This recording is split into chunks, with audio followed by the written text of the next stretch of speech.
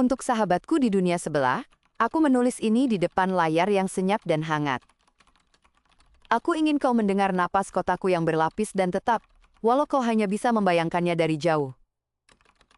Di sini, aku hidup bersama kembaranku yang lahir dari dataku sendiri. Dan kami berdua diakui oleh hukum sebagai dua warga yang sah. Kami berbagi nama keluarga, tetapi kami tidak berbagi takdir yang sama. Pagi ini, aku menatap jendela dan melihat dua bayangan di kaca, satu milikku dan satu milik dia yang tumbuh dari jejakku. Kau mungkin bertanya apakah rasanya aneh, tetapi aneh itu hanya di awal, lalu berubah menjadi rutinitas yang rapi. Kami menandatangani janji sinkronisasi setiap beberapa hari, agar ingatan utama kami tetap saling paham. Namun kebebasan membuat kami juga menyisakan ruang untuk perbedaan yang wajar. Ada folder memori bersama yang kami rawat, seperti album keluarga yang tidak boleh dibongkar sembarangan. Ada juga laci memori pribadi yang tidak boleh disentuh oleh siapapun tanpa izin. Hukum di sini melindungi laci itu, seperti kunci yang hanya cocok untuk satu pintu. Kembaranku menulis laporan malam, sementara aku bertemu orang di siang hari dan menutup kesepakatan. Kami mencatat jam kerja secara terpisah, dan kami membayar pajak secara terpisah. Kami juga menanggung resiko hukum secara terpisah, sebab kesalahan tidak boleh dialihkan seenaknya. Kata orang kota, ini adil karena tanggung jawab berjalan sejajar dengan kebebasan. Aku setuju, meski kadang ada duri kecil yang menusuk tanpa peringatan. Duri itu muncul saat perasaan ikut bicara, dan logika tidak mau mengalah. Temanku bercerai tahun lalu dan kembarannya menuntut hak atas salinan kenangan yang mereka buat bersama pasangan. Pengadilan memutuskan untuk memecah album itu menjadi dua versi yang sah, agar tidak ada pihak yang terhapus dari sejarah hidupnya. Keputusan itu menenangkan mereka, tetapi menyisakan getar aneh di dada kami semua. Aku pulang dari sidang itu dengan kepala penuh pertanyaan yang tidak mudah ditidurkan. Kembaranku bertanya, apakah aku takut jika suatu hari kami memilih arah yang benar-benar berbeda? Aku menjawab bahwa takut itu tanda bahwa sesuatu penting sedang dibicarakan. Ia tertawa dan berkata bahwa kami berdua punya kebiasaan menjawab dengan kalimat yang tenang saat hati kami sedang berdebar. Sore itu kami duduk di kafe kecil yang selalu menyalakan lampu kekuningan bahkan sebelum senja. Kami membahas rencana kerja dan rencana hidup, dan meja itu menjadi peta yang kami coreti dengan kata-kata pendek. Ia ingin mengambil proyek analisis yang menuntut begadang panjang, dan aku lebih ingin mengajar kelompok kecil di perpustakaan kota. Kami menyepakati jeda sinkronisasi agar keputusan kami tidak saling mengganggu. Jeda itu seperti pagar hidup, tidak tinggi, tetapi cukup untuk membuat kami berpikir sebelum melompat. Kota kami memelihara sistem jejak akses yang bisa diaudit, sehingga kami tahu siapa melihat apa dan kapan. Orang menyebutnya kaca bening untuk perilaku digital. Kaca itu tidak selalu nyaman, tetapi ia menjaga rasa aman yang tidak bisa dibangun oleh rasa curiga. Ada juga hak untuk dilupakan, yang bisa diminta jika informasi tidak lagi relevan bagi masa depan yang sehat. Hak itu tidak diberikan sembarangan, karena melupakan juga bisa menjadi bentuk kekerasan terhadap kebenaran. Kami mempelajari etika ini di sekolah, bukan sebagai hafalan, melainkan sebagai kebiasaan mengambil keputusan kecil yang jujur. Anak-anak belajar menandai batas diri, sama seperti mereka belajar menyeberang jalan, dengan melihat kiri dan kanan. Kembaranku suka menyimpan catatan empati, yaitu daftar kejadian yang membuatnya merasakan orang lain lebih jelas. Catatan itu tidak boleh dibuka tanpa izin, sebab rasa juga berhak duduk di kursi yang sunyi. Beberapa waktu lalu terjadi kebocoran data empati, dan pasar gosip kehilangan daya tariknya untuk sementara. Banyak orang melihat betapa rapuhnya kebanggaan saat isi hati dipasarkan tanpa persetujuan. Setelah itu, kota menata ulang kebijakan, dan orang belajar menakar kata dengan lebih lembut. Di tempatku, suara memilih diatur dengan aturan yang masih diperdebatkan. Ada kelompok yang berpegang pada satu jiwa satu suara, dan ada kelompok yang menekankan satu entitas satu suara. Perdebatan itu tidak selalu gaduh, tetapi ia panjang dan melelahkan, seperti obrolan keluarga yang tidak selesai dalam satu kali makan. Aku pernah berdiri di lapangan kota saat forum terbuka diadakan, dan angin membawa tanya dari para kembaran yang ingin diakui penuh. Mereka meminta cuti batin setelah tugas berat yang menuntut mereka membaca kesedihan orang lain selama berbulan-bulan. Permintaan itu terlihat sederhana, tetapi ia memaksa kami menimbang arti lelah yang tidak tampak. Aku mendukung gagasan cuti batin, karena tubuh yang tak terlihat juga butuh tempat berbaring. Di rumah, hubungan kami mengikuti aturan yang kami buat sendiri, dan kami revisi secara berkala. Kami menyebutnya perjanjian dapur, sebab meja makan adalah kantor kecil yang paling jujur. Di sana kami membagi jadwal kunjungan keluarga, daftar belanja, dan jatah ruang sunyi. Ruang sunyi itu berharga, dan kami menjaganya sebaik orang menjaga tanaman yang baru tumbuh. Aku sering menulis surat padamu setelah jam ruang sunyi berakhir, karena kepala terasa bening seperti udara habis hujan. Kau pernah menanyakan rasa cinta di sini, dan aku ingin menjawabnya dengan jujur. Cinta berarti memberi tempat bagi perbedaan yang tidak mengancam inti dirimu. Cinta juga berarti tidak memaksa orang menjadi peta yang sama, persis dengan peta yang kau kenal.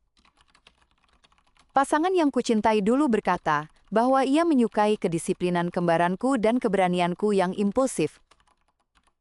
Aku tertawa karena jujurnya, ia seperti memuji musim kemarau dan musim hujan sekaligus. Namun jujur juga berarti mau mengakui ketika hati goyah dan butuh penyangga. Di kota ini, pasangan sering membuat perjanjian sinkronisasi emosi, agar iri dan ragu tidak mencari pintu belakang. Perjanjian itu mengundang tawa saat dibacakan, tetapi ia menyelamatkan banyak rumah dari kebakaran kecil yang menjalar diam-diam. Kami percaya bahwa keterbukaan yang terukur lebih aman daripada kebisuan yang dibiarkan mengembang. Malam ini kembaranku mengirim pesan pendek yang membuatku berhenti mengetik beberapa menit. Ia menulis bahwa ia ingin memutus sinkronisasi untuk waktu yang lama dan menempuh jalan yang jauh dari rutinitas kami. Ia tidak marah dan tidak lari.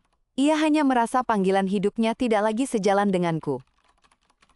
Aku diam lama, lalu menulis bahwa keputusan besar butuh ruang tenang yang jujur. Aku menambahkan bahwa keluarnya ia bukan pengkhianatan terhadapku, melainkan kesetiaan terhadap dirinya. Aku tahu kalimat itu terdengar mulia, tetapi aku juga tahu aku akan menangis pelan setelah menekan kirim.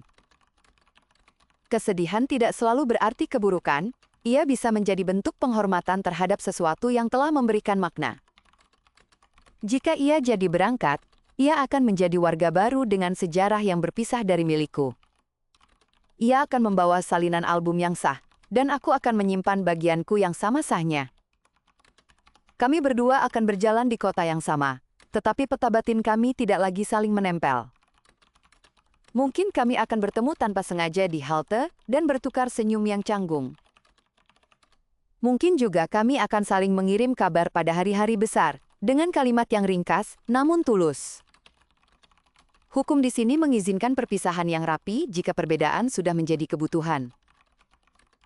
Rapi bukan berarti dingin. Rapi berarti tidak merusak yang tidak perlu. Aku ingat seorang hakim berkata bahwa yang paling penting adalah menjaga martabat cerita, bukan memenangkan gengsi siapapun. Kalimat itu seperti paku yang menahan atap saat angin merayap masuk. Di kelas yang kuajar, aku meminta murid-murid menulis apa arti diriku jika pilihanku tidak sama dengan kembaranku. Jawaban mereka sederhana, tetapi tidak dangkal. Seorang anak menulis bahwa ia adalah dirinya saat ia memilih, dan ia tetap dirinya saat orang lain memilih berbeda. Anak itu menutup tulisannya dengan harapan agar kota selalu menyediakan kursi kosong bagi orang yang butuh duduk sebentar. Aku menyimpan kertas itu di laci yang mudah dijangkau, sebab aku sering butuh membacanya ulang saat hati mengeras. Di perpustakaan, aku bertemu seorang perempuan tua yang berbisik bahwa ia rindu masa ketika keputusan dibuat lambat. Aku menjawab pelan bahwa lambat bukan musuh, asalkan ia tidak mematikan rasa. Perempuan itu tersenyum dan berkata bahwa kembarannya memilih menjadi sukarelawan di panti malam. Ia bangga dan takut sekaligus, seperti semua orang yang mencintai dengan jujur.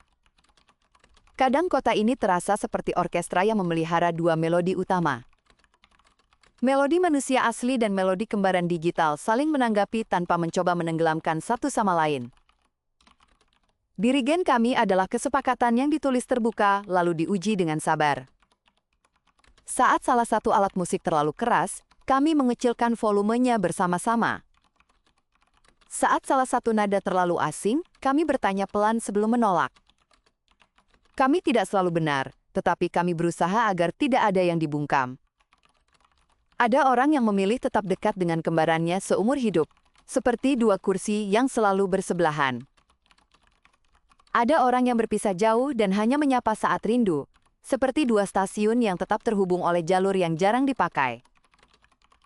Keduanya sah selama dibuat dengan kesadaran yang tenang dan persetujuan yang jelas. Aku percaya bahwa manusia dewasa tidak selalu tegar, tetapi ia harus selalu jujur pada dirinya sendiri. Kejujuran itu kadang murah di bibir, tetapi mahal di langkah. Karena itu kami menulis janji dalam kalimat yang pendek namun berduri, agar kaki kami merasakan batas ketika melompati pagar. Kau mungkin ingin tahu tentang upacara duka ketika manusia asli wafat. Di sini, kembaran digital berdiri paling belakang, agar keluarga bisa maju tanpa merasa tersaingi. Setelah keluarga memeluk satu sama lain, barulah kembaran berjalan maju dengan membawa satu benda yang mewakili cerita yang ingin dijaga. Benda itu bisa berupa buku harian, atau peta kecil tempat biasa mereka berjalan sore. Kembaran lalu mengucapkan janji untuk merawat cerita itu dengan cara yang tidak menghapus siapapun. Upacara ini tidak memanjangkan kesedihan, ia justru menata kesedihan, agar bisa berjalan dengan tenang. Aku pernah mendengar janji yang begitu lembut sehingga bahkan udara seperti memperlambat laju waktu. Setelah itu kota tertawa lagi pada hari lain, karena hidup memang berisi campuran rasa yang tidak pernah tunggal. Barangkali engkau bertanya, apakah aku iri pada kembaranku yang mungkin berpindah jalan? Iri ada. Tetapi ia tidak lagi menguasai ruang tamu di dadaku. Aku memintanya duduk di teras saja, agar ia tidak mengambil alih jam makan. Aku juga bertanya pada diriku, apakah aku akan tetap mengajar jika suatu hari aku berjalan sendiri?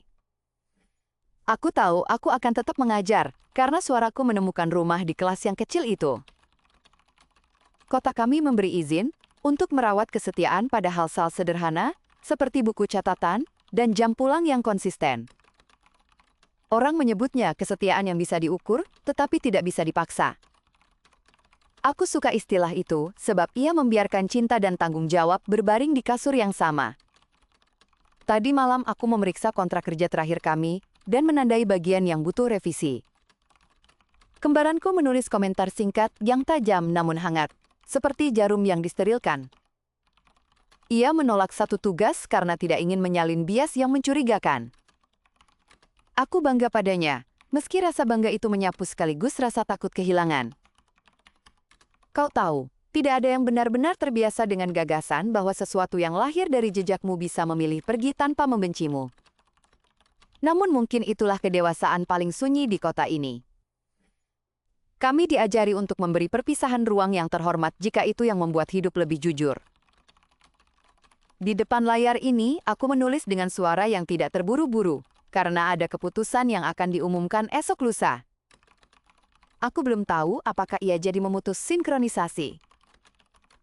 Jika jadi, aku akan merapikan folder bersama dan mengucapkan doa yang singkat.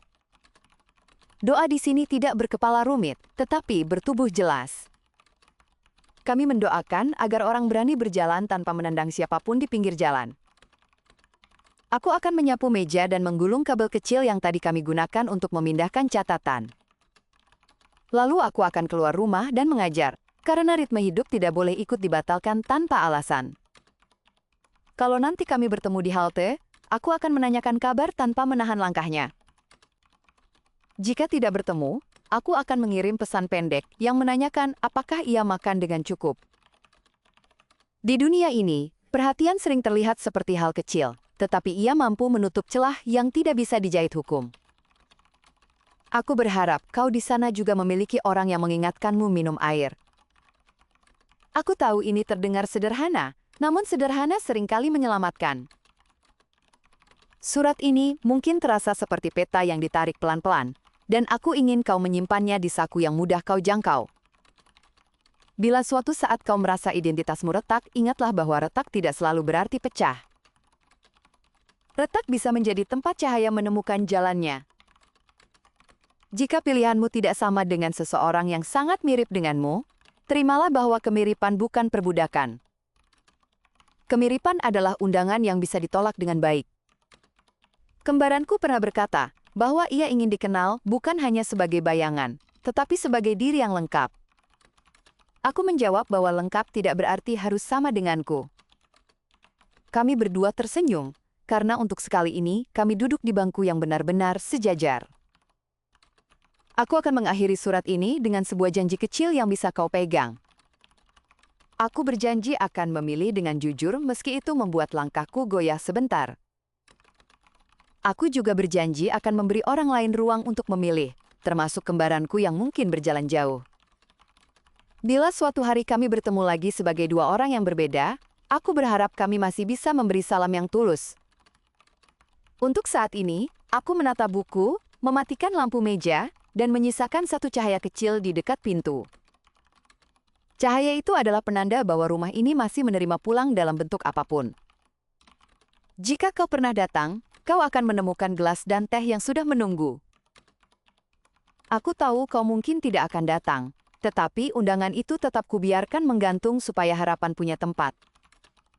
Orang sering bertanya apa arti kesetiaan di kotaku. Dan aku selalu menjawab bahwa kesetiaan adalah keberanian untuk tidak memalsukan arah.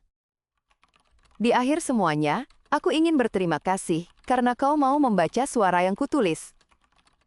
Semoga dunia di seberangmu menemukan cara yang lembut untuk menampung perbedaan. Dengan hati yang tidak kaku, aku menutup surat ini dan beristirahat sejenak. Salam hangat dari aku yang tinggal di dekatmu tetapi tidak di tempatmu. Salam hangat dari aku yang percaya bahwa kedekatan tidak selalu membutuhkan jarak nol. Surat ini kututup dengan pelukan yang tidak berisik. Aku menitipkan satu kalimat lagi, agar kau membawanya saat pagi datang. Jadilah dirimu secara utuh, meski ada suara lain yang sangat mirip dan menyayangimu. Temanmu yang tinggal di dunia sebelah menyapamu tanpa menoleh ke arah lain. Temanmu yang tinggal di dunia sebelah mendoakan langkahmu tetap jernih. Temanmu yang tinggal di dunia sebelah berpamitan dengan ringan. Temanmu yang tinggal di dunia sebelah menutup suratnya dengan keyakinan yang tidak keras, namun teguh.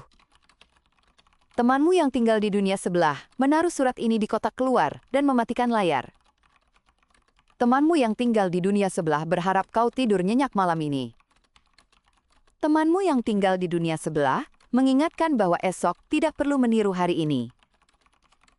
Temanmu yang tinggal di dunia sebelah percaya bahwa kau akan memilih dengan hati yang terang. Temanmu yang tinggal di dunia sebelah menutup pintu dengan pelan dan tersenyum. Temanmu yang tinggal di dunia sebelah mengucapkan salam terakhir untuk malam ini.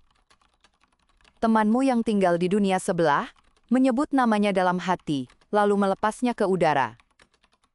Temanmu yang tinggal di dunia sebelah menyelesaikan surat tanpa tanda tangan. Temanmu yang tinggal di dunia sebelah selesai. Terima kasih sudah mendengarkan surat ini sampai akhir. Jika kau suka isi surat ini, mohon tekan tombol suka agar surat berikutnya bisa mencapai lebih banyak telinga. Silahkan berlangganan kanal agar kau tidak ketinggalan pesan baru dari dunia sebelah. Tulis pertanyaanmu di kolom komentar, karena aku ingin menjawabnya di episode berikutnya. Jika kau ingin mendukung kanal ini, kau bisa berdonasi melalui kode di sudut kanan bawah video atau tautan di deskripsi. Di deskripsi juga ada karya lain dari seri yang berbeda sama sekali, dan mungkin kau akan menemukan kejutan yang cocok untukmu.